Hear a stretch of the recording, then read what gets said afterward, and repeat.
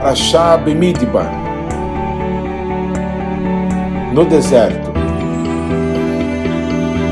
Por que o livro de Números chama em hebraico no deserto? Deveria ser números mesmo, afinal, por que tantos nomes e números? Isso é realmente importante? Por quê, hein? Para quê? Vamos descobrir isso juntos? Shalom, pessoal! Eu sou Paulo de Tarso e esse é o programa A Minha Torá.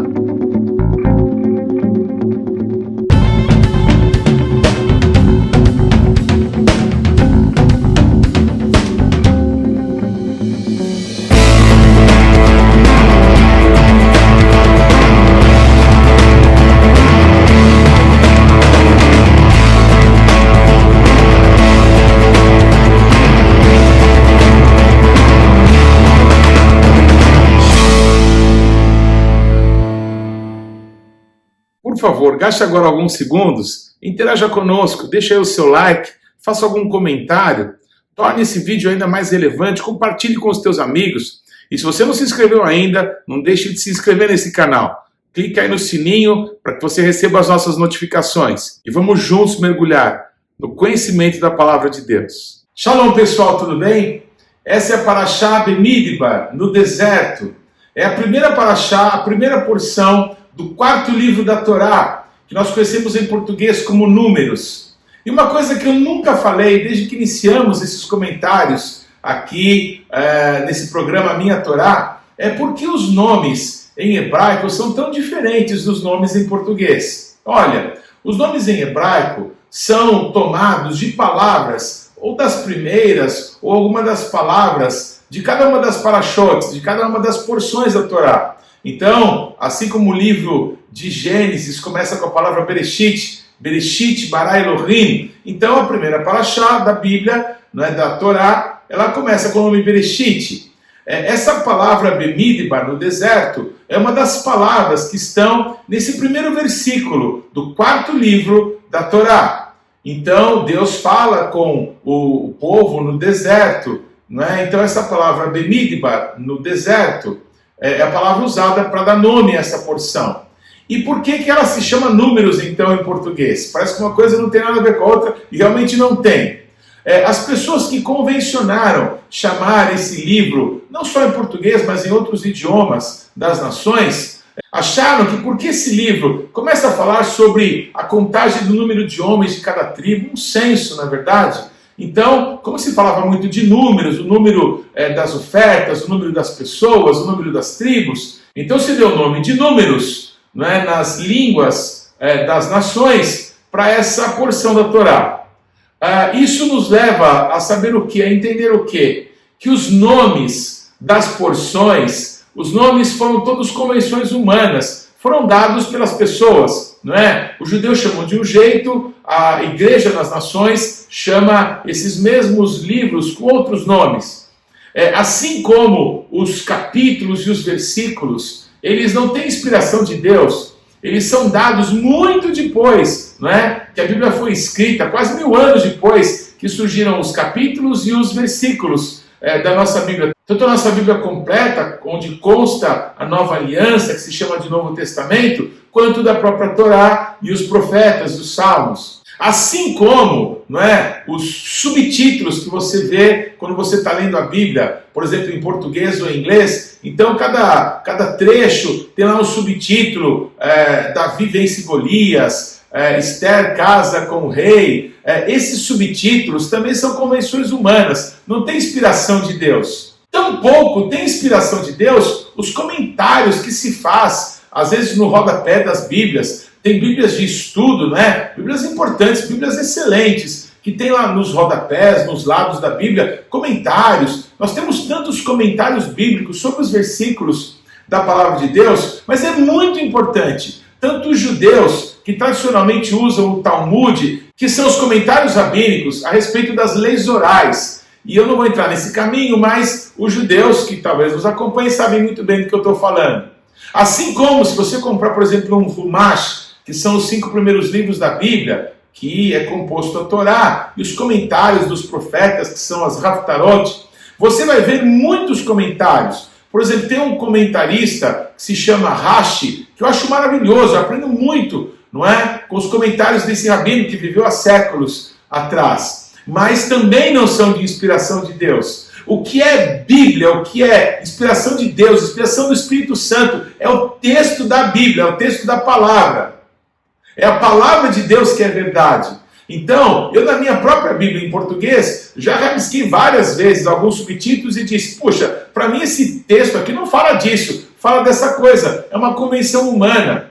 Então, talvez grupos distintos pudessem chamar os mesmos livros por outros nomes, mas o que importa é que nós estamos juntos aqui por causa da palavra de Deus. E eu acredito que em algum momento valeria a pena essa explicação. Então, Bemidbar, no deserto, é o livro que fala desse percurso que o povo caminhou durante esses 40 anos em que ficaram no deserto, desde o segundo ano, depois que eles chegaram ali no Monte Sinai, depois que saíram lá do Egito, da terra da servidão, era o momento então, depois do santuário estar totalmente concluído, pronto, que eles começassem a caminhar no deserto. Então o livro vai começar a retratar esse momento histórico e vai caminhar por bastante tempo com o povo de Israel nessas peregrinações no deserto. E vai ter muitas informações, não é? Como números do censo que foi feito, as ofertas que foram entregues justamente para aquele santuário, para as pessoas que iam servir no santuário. Então todos esses detalhes fizeram com que o nome dado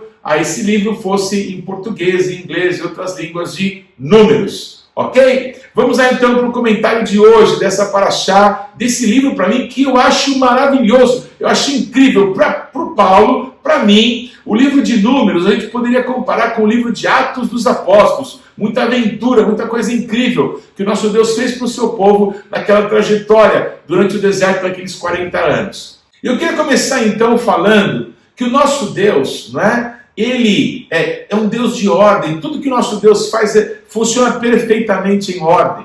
E talvez você que leu ou que acompanhou a leitura que fizemos, não é, nesse programa Minha Torá, você talvez até tenha se cansado de tantas vezes que se repete lá, não é?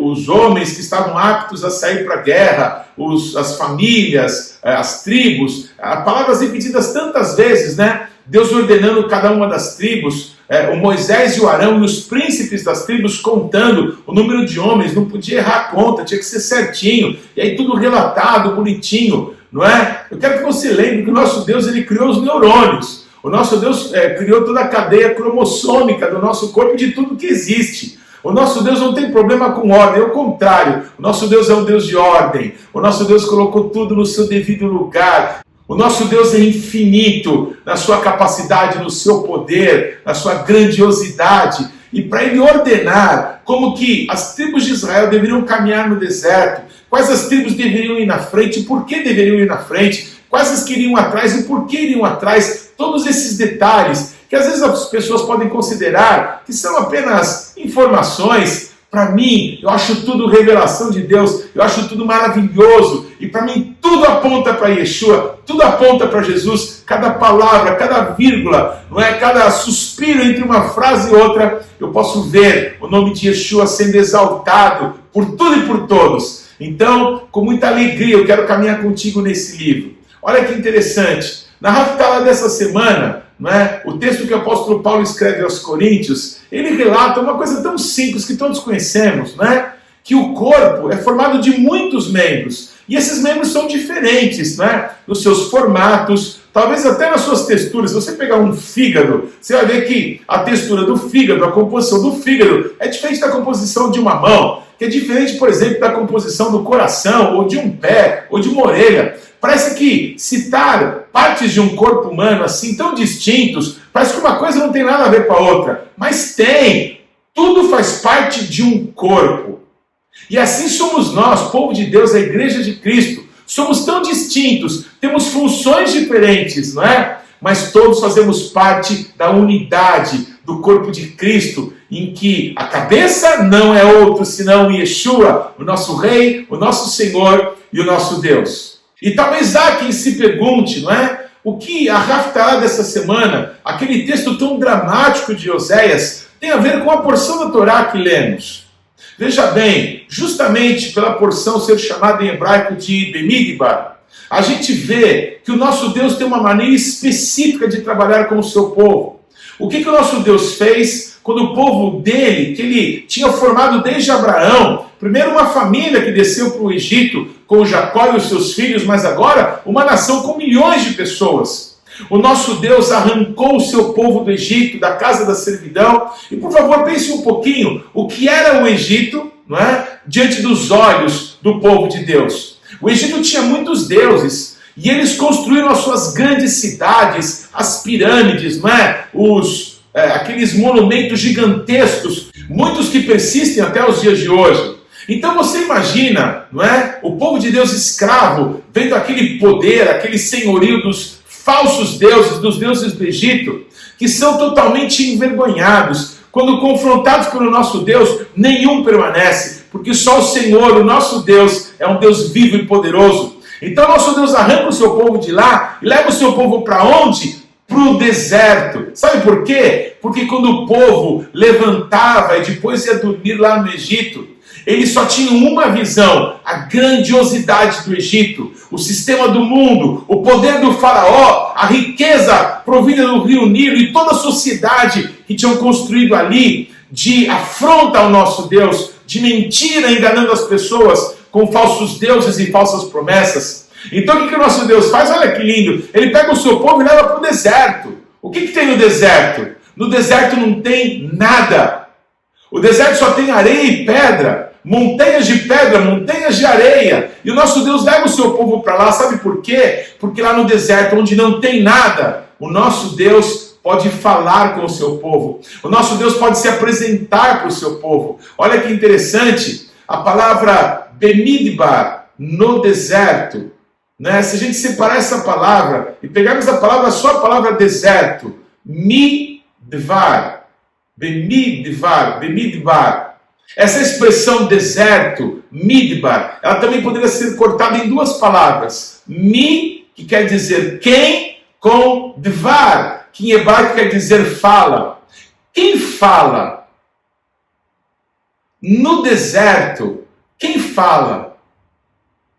No deserto, quem nos leva para que possa falar ao nosso coração, para que possa falar aos nossos ouvidos, para que possa gerar fé dentro de nós, é o próprio Deus. O nosso Deus arrancou o seu povo do Egito, da casa da servidão, e os colocou no deserto. E ali no deserto, Deus ordenou que o santuário fosse feito no meio de todos eles. Foi ordem de Deus. Nós lemos isso nessa paraxá, que todas as tribos, a começar dos levitas, tinham que acampar ao redor do Mishkan, ao redor desse tabernáculo. As pessoas então durante 40 anos iam dormir, levantavam e no centro de tudo estava o santuário, o lugar de encontro do nosso Deus com o seu povo. Deus não é maravilhoso demais? Para expressar, para transformar a nossa visão, nós acabamos fazendo, nós acabamos sendo o que nós vemos, aquilo que a gente vê, as informações que temos, é aquilo que a gente acaba reproduzindo nas nossas próprias atitudes. Então o nosso Deus fez que aquela geração incrédula, corrupta, morresse no deserto, para que uma nova geração que nasceu acordando, indo dormir, olhando para o centro de tudo, sendo o nosso Deus, ali a presença dele no meio do povo, essa geração pudesse entrar para possuir a terra prometida, uma geração cuja visão são os grandes feitos do Egito, o poderio desse mundo. Essa geração não tem força para crer no nosso Deus, para confiar que eles podem entrar e conquistar a terra prometida, mas uma nação que nasce e cresce, aprendendo do Senhor, sendo dependente dele, essa nação está pronta para conquistar todas as promessas do nosso Deus para ela. Aleluia! Assim como então, na Brit Hadashah, o apóstolo Paulo fala, não é, das muitas partes do corpo, dos muitos membros que formam um corpo. Ali nessa paraxá de hoje, em Bemidbar, no seu primeiro capítulo, nós vemos esse censo que o nosso Deus ordena, e todos os homens de cada uma das tribos são contados, príncipes são levantados para cada uma das tribos. Depois o nosso Deus ordena, não é, que cada uma das tribos ocupe uma posição distinta ao redor do Mishkan, ao redor do tabernáculo. Quando a nuvem da presença de Deus, a Shekinah, parava no deserto, todos tinham que acampar. E cada uma das tribos que ostentava um estandarte, né, com a sua marca. Aquela tribo tinha um lugar específico para que ela pudesse ali repousar, para que pudesse armar o seu acampamento. Então, bem na frente do Mishkan, de frente da única porta que havia, do sentido do nascer do sol, estava a tribo de Judá, junto com Issacar e com Zebulon. E a primeira pergunta que se faz: será que Deus acordou de bom humor? Ele decidiu que Judá ficaria ali porque ficava bom, pelo número de homens? Será que por causa disso, de uma forma aleatória, Judá estava ali? Não. Tudo que Deus faz tem um propósito. A única porta que tinha no Mishkan, uma porta que se chamava Haderech, outra que se chamava Haemet, depois outra que se chamava Hachaim, o caminho, a verdade e a vida. Ninguém vem ao Pai, ninguém entra no Santo dos Santos, senão por intermédio desse caminho, dessa verdade, dessa vida. Eu quero que você saiba, não é, que a tribo que estava na frente, o símbolo dela era o leão. Eu quero que você lembre que a tribo que estava ali na porta da tenda, na porta do santuário, era a tribo de Yehudá, a tribo de Judá, cujo símbolo era o leão da tribo de Judá, o sumo sacerdote da nossa confissão, o verdadeiro caminho, verdade e vida que nos leva ao Pai. Por isso a tribo de Judá estava ali, com os seus homens, não é, com as tribos que estavam com ela. Do lado sul, a tribo de Ruben e as suas companheiras. Do lado ocidental, a tribo de Efraim, a tribo de Manassés e a tribo de Benjamim. Por que o destaque para Efraim? Porque Efraim é um fruto duplo. Efraim é filho de um descendente de Abraão, um filho de Jacó, como a egípcia, um povo misturado. Ali, do lado ocidental, olha que interessante, aquele muro onde os judeus ainda hoje vão lá orar, e que é conhecido pelo mundo inteiro como Muro das Lamentações, ele em hebraico se chama Hakotel Hamaravi, o Muro Ocidental. Olha que interessante, hoje se você dá a volta pela frente, ali como estando no Monte das Oliveiras, que é o lado onde nasce o sol, se você olha para aquilo que era a esplanada do templo, você vai ver uma porta chamada Portão Dourado que está fechado. Então, ou seja, os judeus, a tribo de Judá, mesmo que existisse ainda, ela não teria acesso àquele espaço, porque a porta está fechada. O único lugar do mundo onde todos os judeus se juntam hoje é ali por trás, é ali do lado ocidental, é ali do lado da tribo de Efraim. Olha que interessante, se Efraim é uma figura da igreja, é a igreja que tem Yeshua. Um dia Yeshua voltará, ele colocará os seus pés ali, no Monte das Oliveiras, que vai abrir-se ao meio, vai partir em duas partes, parte para o sul, parte para o norte. O que isso quer dizer? Que assim como uma criança, quando ela está para nascer, ela encaixa a cabeça, as mamães sabem dessa expressão. Olha, o meu nenê já encaixou a cabeça, está pronto para o parto, está tudo pronto agora para nascer.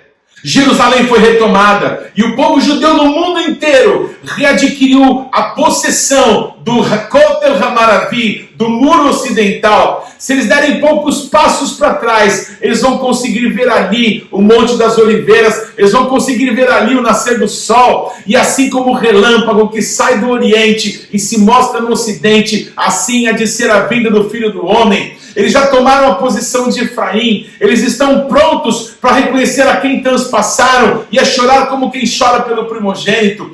Tudo que o nosso Deus faz tem um propósito, tem uma razão, é maravilhoso, e a gente fica glorificando a Deus de ver cada uma dessas coisas. Portanto, cada detalhe do livro de Números, do livro de Bemidbar, é muito especial, porque tem sempre uma revelação de Yeshua em cada palavra, em cada vírgula, em cada capítulo, em cada parashot. Para encerrarmos, é muito importante lembrarmos que essa haftará tão dramática, em que o profeta Oséias, né, ele fala da sua mulher que se prostitui com muitos amantes e que se regala, né, do dinheiro que adquire, das coisas que possui por causa da sua prostituição. Mas o nosso Deus diz: vocês se prostituíram, vocês me abandonaram, mas fui eu que sempre te dei o teu pão, a tua farinha, o teu vinho, o teu azeite, eu que te cobri, eu que cobri a tua nudez. Embora o juízo de Deus contra essa prostituição foi muito severo, Mas o nosso Deus diz: eu vou te levar para o deserto, eu vou tratar contigo e eu vou te desposar, eu vou me casar com você, eu vou me casar com você em retidão, em pureza, em justiça, e você verá o Eterno. Esse é Yeshua, ele nos promete e ele vai cumprir. Ele nos tomou para ser sua para sempre, ele nos comprou com o seu sangue e vai nos apresentar ao Pai, vai nos apresentar, nós conheceremos o Eterno, porque Yeshua prometeu e ele é fiel para cumprir. E nós seremos de novo o povo de Deus, ele será o nosso único Senhor, e nós teremos de novo a misericórdia e o favor de Deus, e nunca mais seremos Loro Ramá, não misericórdia para ela, não favorecida, mas seremos de novo a favorecida, de novo a amada. O nosso Deus tem isso para o seu povo Israel, e o nosso Deus tem para nós, para pessoas de todas as nações que decidiram buscar debaixo das asas do Todo-Poderoso o lugar de abrigo, de refúgio, tendo só Ele como o único Deus que existe, como Senhor das nossas vidas. Que possamos caminhar juntos nesse livro tão maravilhoso,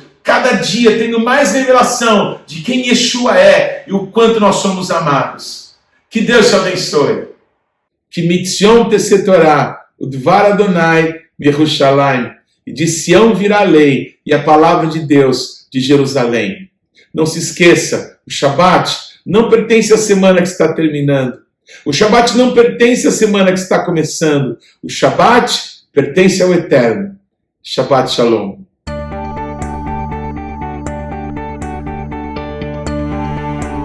Não deixe de ler ou de ouvir os textos que foram citados na Parashá dessa semana. Você pode acessá-los ou no nosso site ou nas principais plataformas de podcasts. O importante é que você, pessoalmente, mergulhe no conhecimento da Palavra de Deus. Você pode participar ativamente do programa Minha Torá, se inscrevendo no nosso canal, mandando perguntas, interagindo, compartilhando com seus amigos, porções que vão te edificar. Mas também você pode fazer parte disso, semeando financeiramente, para que esse canal se desenvolva ainda mais. Então você pode usar os nossos dados bancários para que você possa fazer contribuições, para que a palavra de Deus possa alcançar muitas outras pessoas. Vamos fazer isso juntos. E que Deus te abençoe.